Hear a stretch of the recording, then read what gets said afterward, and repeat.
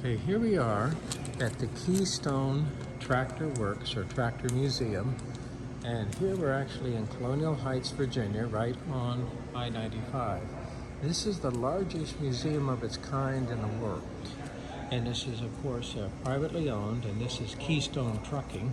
The owner of Keystone Trucking built this museum and maintains it, and I believe it's open every day of the year. And the admission is $10 for each adult, and here we have a large collection of primarily antique tractors. There's some antique trucks and other farm equipment, but primarily tractors. Okay, here we're looking at a 1941 Fireman Tractor, and this is a gasoline tractor, 4-cylinder. And actually, as I look at that engine sure looks an awful lot like the engine out of a Model A. But one thing that's very interesting is this is actually a governor. Here, the governor is controlling the throttle here at our updraft conventional carburetor. Here we see the fuel line coming from the fuel tank. No fuel pump, just simply gravity fed. And here we see a enrichment mixture control. And here we see the choke. Now, this is supposed to be a rod that goes to that, and I'm not seeing that. And here, this is the, I believe, the choke. Very simple, very basic, quite eloquent. Let's go ahead and move to the other side. And here we see this Fireman Tractor from the left side there as we sit in the driver's seat, and look at that. That is a conventional brush type generator. Now, the generator looks fairly large, but its actual current output is probably only 20 or 30 amps, and it may be at 6 volts. And if we look over here to our right, there we see a voltage regulator. That's a mechanical voltage regulator. It has a reverse relay, so obviously if the voltage of the battery is greater than the voltage output of the generator, it opens to disconnect the generator from the battery. If I leave it connected, what happens, the generator actually becomes a brush type motor. But I have a reverse relay, and then I have a voltage regulation relay that either opens the field coil or adds a resistance based on the voltage output of the generator, and then a current relay. What happens if I start getting much above 30 amps, that's going to start seriously deteriorating the commutator and brushes and the windings of my armature of my generator. So I want to limit that current, and so I have a current limit relay. And here we have the electric starter motor. And boy, that looks like a Ford, doesn't it? One thing that's interesting is that normally an electromagnet would control the starter bendix and the contact here for the battery, and here this is strictly mechanical. So we go ahead and pull that cable, and what am I doing? I'm going to connect the starter motor to the battery and push the starter bendix into the flywheel. Notice how simple and eloquent. Here's my crankcase vent right here through a horsehair filter and the oil cap. Here we see the lower radiator pipe, and that's a serious looking radiator. Here I see my single fan belt that's driving the governor, the generator, and the water pump. Water pump's good and high in the engine compartment. And there I see the discharge of the water pump going up to the radiator. Now, of course, back in 1941, it was real important that you'd mix methanol with your water, especially in the wintertime, because a hard freeze would certainly damage this cast iron block. And I'm sure this tractor runs quite well. Many of these tractors are over restored. In other words, they have modern materials there for shell type bearings, bushings for a camshaft, and actually use modern, especially on the exhaust valve type inserts and valve material, so they're really over restored. And this has a basic battery ignition system. Here I see my ignition coil and my breaker points.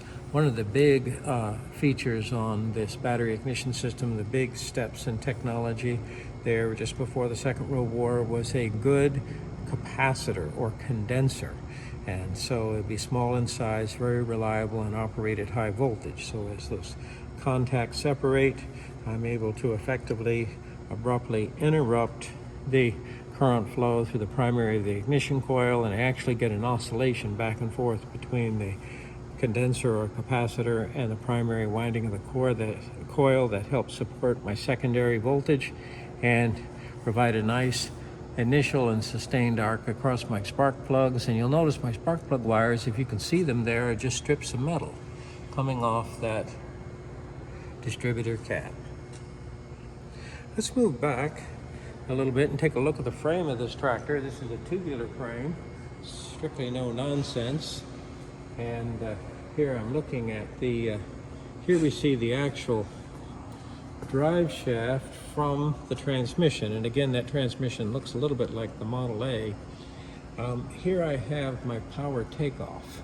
So here I can engage this power takeoff and drive some auxiliary equipment, maybe a mower, some other type of equipment. And then I also have a shaft coming out there to the side for some type of belt equipment. Now let's take a look. Certainly these tires are no nonsense and fairly new, certainly much newer than the rest of the tractor. And as I look here at the differential, this just looks like it came from a Model A or a Ford truck back in the 40s, so this is almost an automotive style tractor. But certainly it looks like a good design and would serve the agricultural community faithfully. Here we have a Farmall 100, a McCormick Farmall. And sometimes when you look at these tractors, you have to say, oh my, this is over restored.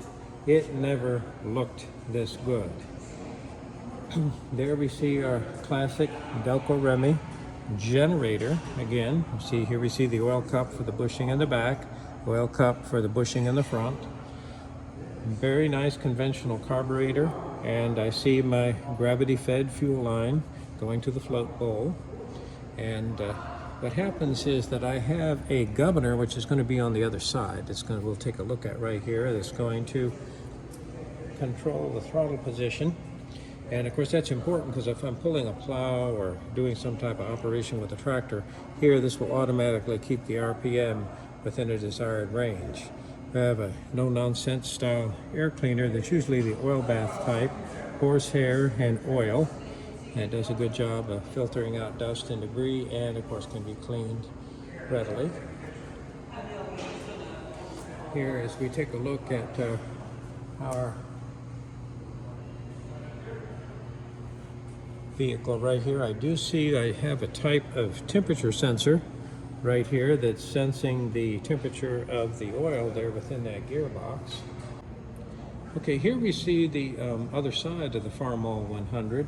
Here we see the governor is going to be controlling the position of the throttle valve, and this is the lever from the operator, so he can select the power range that or RPM range that he would like there from the vehicle. Now this does have a hydraulic pump, so apparently that temperature gauge we were looking at earlier is for the hydraulic oil. So it has a rather elaborate hydraulic system here on our tractor, at least back in that day.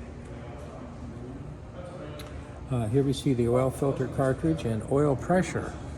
And there we're going a little high tech because we're actually going with our distributor cap, battery ignition. Here's our ignition coil and our spark plug wires going up to the individual spark plugs. This is a 4-cylinder engine. Okay, here we see the starter motor, and again a mechanical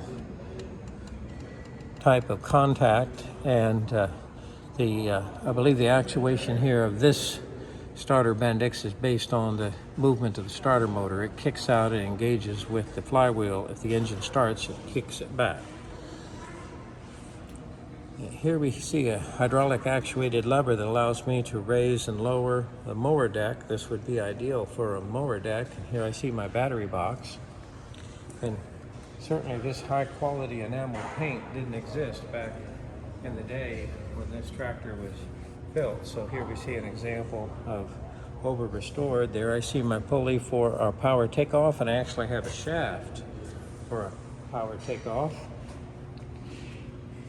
And it looks like what I have here is a planter unit. This is a seed unit. So here it's going to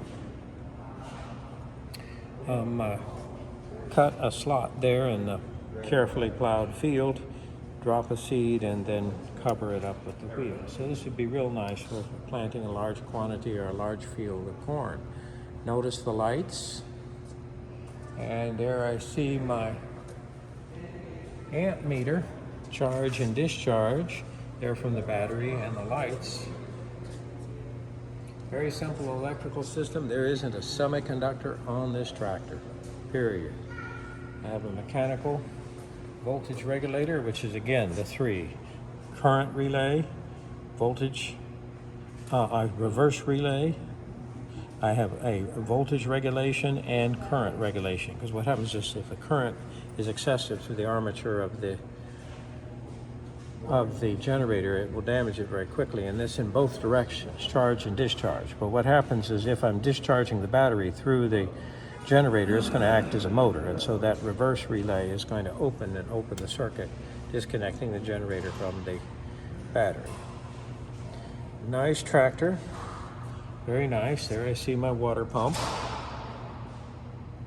and again, very important that they use a type of antifreeze, and ethylene glycol was just, I guess, coming into play there in those early years. That would have been ideal, but oftentimes methanol was used as an antifreeze there for a tractor, and you had to be careful and check it regularly, because during normal operation of the tractor, the hot water would cause the methanol to vaporize well before the water boiled. So you keep in mind how much ethanol is actually in the coolant, and you'll notice that my intake manifold, exhaust manifold are kind of integrated. I'm depending upon the heat from the exhaust manifold to vaporize my gasoline air mixture. So that's actually one piece right there. If we can drop down and see that a little bit. Here we see this is exhaust going up to the exhaust, and here we see the intake manifold. So it's all kind of one piece right there. Cast iron. Here we see a Sears and Roebuck economy tractor. And sure enough, as you look at that powertrain, that sure looks like the four-cylinder out of a Model A. And we see the generator and starter.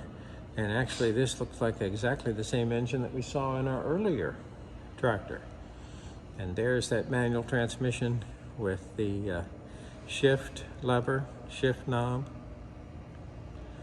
So this looks like a nice design. One thing is this, is if I'm borrowing a powertrain from a popular automotive application or light truck application, then here it's very easy to get parts, and it's easy to manufacture the tractor. And as I look at the rear end of the tractor, that sure looks like the rear end of a Ford truck. Okay, here we're looking at the 1947 Ford 8N tractor, and we were talking about the application of automotive powertrains to farm equipment, and this is a classic example. There we see the very popular, very successful Ford Flathead 8-cylinder engine. They're adapted to this tractor. Now remember, gasoline was very inexpensive back in the day. And of course, I guess we'd have to adjust for inflation, but like 12 cents a gallon. So gasoline really wasn't a problem. And here with the V8 engine in this tractor, mated with its proper manual transmission, I would have plenty of power. So here I could pull a large plow or power a large mower deck and move at a relatively high speed. Let's move a little closer to the tractor. Now, if you pop the hood of a 1940s Ford with the Flathead V8 engine, there you'd see that classic intake manifold, and there we see our downdraft carburetor. There we see the generator mounted up high in the engine compartment, and I see that mechanical fuel pump there towards the back of the intake manifold.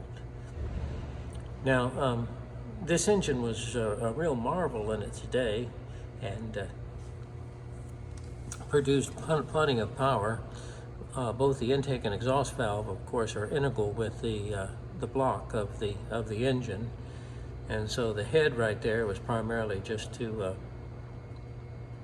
obviously be the top of the cylinder and contain the combustion process, but here we see the spark plugs, and then of course the casting there for coolant. And remember, the highest temperatures that are going to be experienced within this engine are going to be right there in the combustion chamber. And so here I have a nice liberal flow of coolant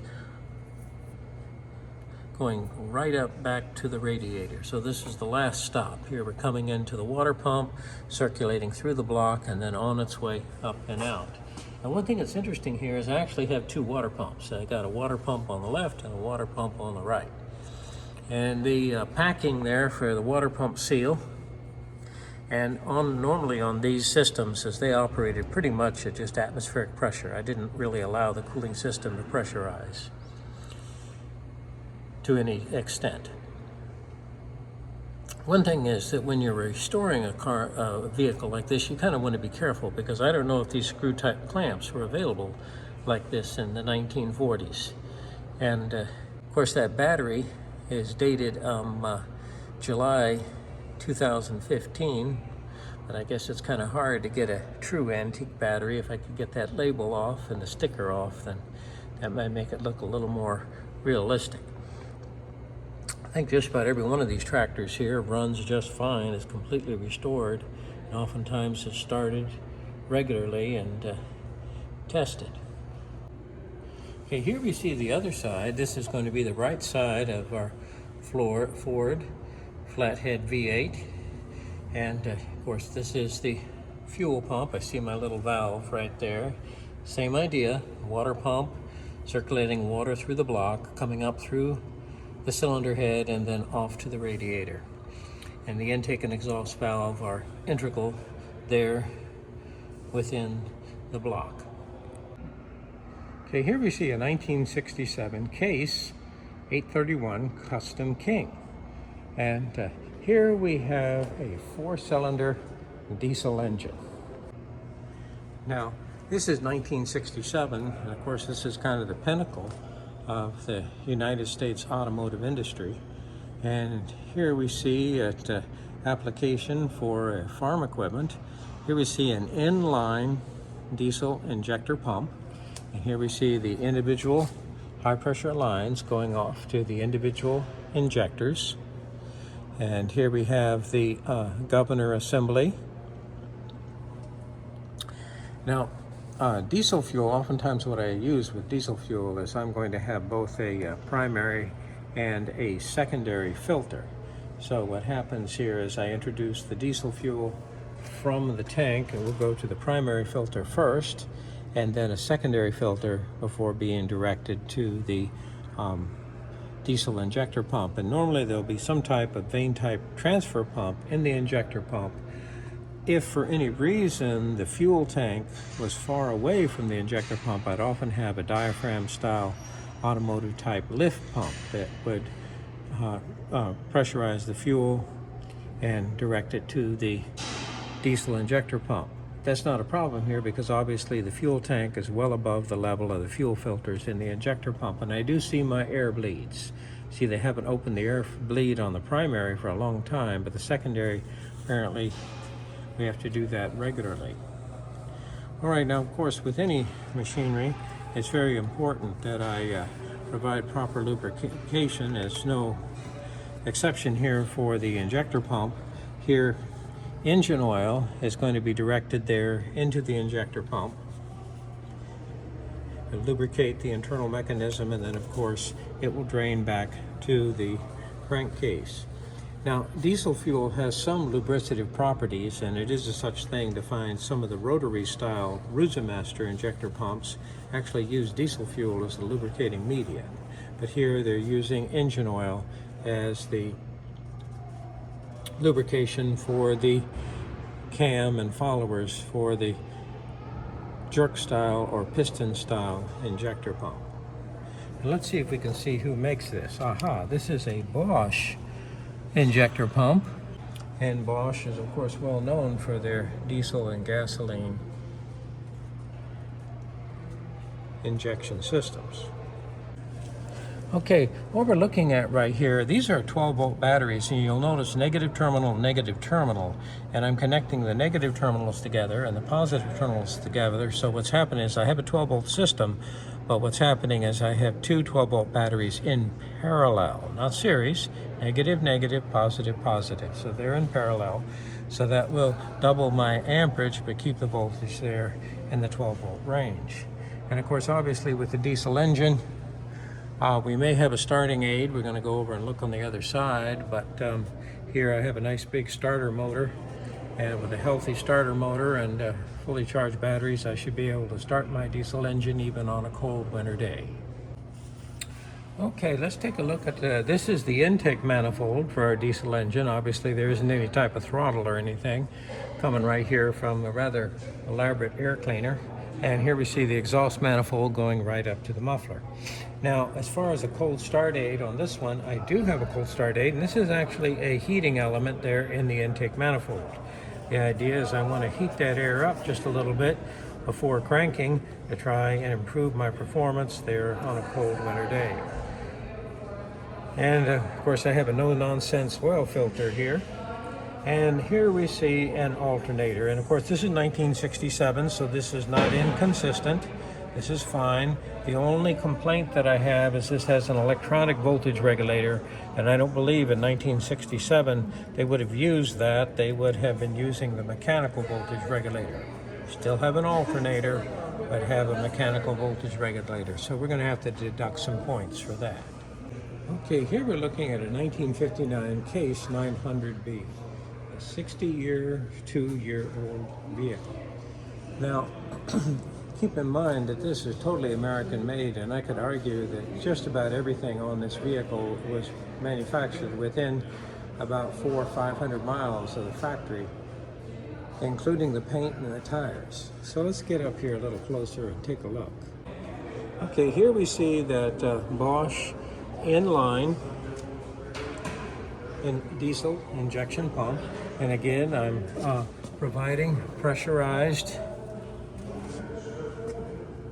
engine oil there to lubricate a mechanism within the pump, and here's the oil drain going right back to the crankcase. So the actual cam and followers are going to be lubricated with engine oil, and here we have the governor mechanism, and I have a lever of course that goes up to the operator so that he can select the desired range of operation of the engine. This is a 6-cylinder engine, and you notice that they like to use these integral 2-cylinder heads. So I see my 2-cylinder heads bolted to the common block 153624. That's this classic firing order for an inline 6-cylinder. Looks like we had a little accident right there. Not quite sure what their goals are trying to fix that, but that does not look very good. That needs some attention. And what is that exactly? That looks like that is some type of it looks like it's a mechanically actuated cable. Not quite sure what they're doing with that, but here possibly my engine RPM indicator. So there's my tachometer. Mean looking starter motor, very large, with an electric type of solenoid. And I noticed these no-nonsense cables. Obviously an inline 6-cylinder diesel engine is going to require a considerable amount of energy to crank it, especially start it on a cold winter day. Let's go around to the other side and take a look at any type of starting aid that this vehicle may have. Okay, here we see the air cleaner assembly and the intake manifold. It looks like there was a place for the electric heater that we saw on the other vehicle, but apparently this was kind of a warm weather application. They decided not to use it here. Now, here I see my classic. This looks certainly to the period. This is my generator with a mechanical voltage regulator. And I see what I have here is that I have the voltage regulator, current regulator. Not quite what they're doing with the one of these this is probably the reverse. Yeah, this is the reverse relay. This is the voltage regulator. So what's happening here is I'm sensing the voltage, and I am regulating field current so that I keep the voltage within the desired range. And if this is a 12-volt system, that should be about 13.5, 14.5 volts. And obviously when I shut down the tractor, I don't want the battery discharging back into the generator. Note that the cable for the output of the generator, look how small that is. Well, remember, this generator only produces about 20 to 30 amps max. That's it. Compare that with a modern automotive alternator. Some of the smaller high-performance alternators in a modern passenger car are in excess of 100 amps, 110, 120 amps at 13.5 volts. Compare that with this great big monster at only 30 amps. However, there is no semiconductor whatsoever within this assembly. No integrated circuit, no microprocessor. It's all electromechanical. Okay, we do have power steering here, and I see my power steering reservoir is right there on top of my power steering pump. And here we see the pressure regulator, pressure relief, flow control. Here's my high pressure line, and I'm coming right down to my power steering control valve. So what happens is, if with the steering wheel, that now, what's happening, you got to realize that this is actually moving in and out. So what's happening is the steering gear is actually towards the back where the operator is. So if I were to pull on this assembly, it would move this valve, and it would then hydraulically assist with this ram. So obviously, if I turn the wheel and pull this rod back, what's going to happen? This opens and the hydraulic cylinder pushes back. And then, of course, if I don't continue to move this rod, it will immediately shut the valve, and vice versa. If I push forward, it opens the valve in the other direction. The hydraulic ram is going to assist the movement. If I don't continue moving, as soon as it moves, it recenters the valve and shuts it off. And obviously in the center position, the high pressure fluid just goes in a circle and goes right back to the reservoir. Now obviously the power steering, as it's in operation, is used intermittently, so I'm not really worried about any extreme temperature increase there in the fluid, so I don't need any type of oil cooler. And notice that I have a no-nonsense filter cartridge. This is obviously for engine oil. And as we move over to our right slightly, there we see the air cleaner. Now oftentimes these air cleaners, you could have a cartridge, but what they like to do was use the horsehair element and the oil bath. And that way it could be serviced at regular intervals to wash out the dirt and the debris from the horsehair, and then go ahead and re-oil it and install the pan back with a corresponding quantity of oil, usually just motor oil, and that was my filter media. Oil-soaked horsehair to catch particles of dust and debris on their way to the engine.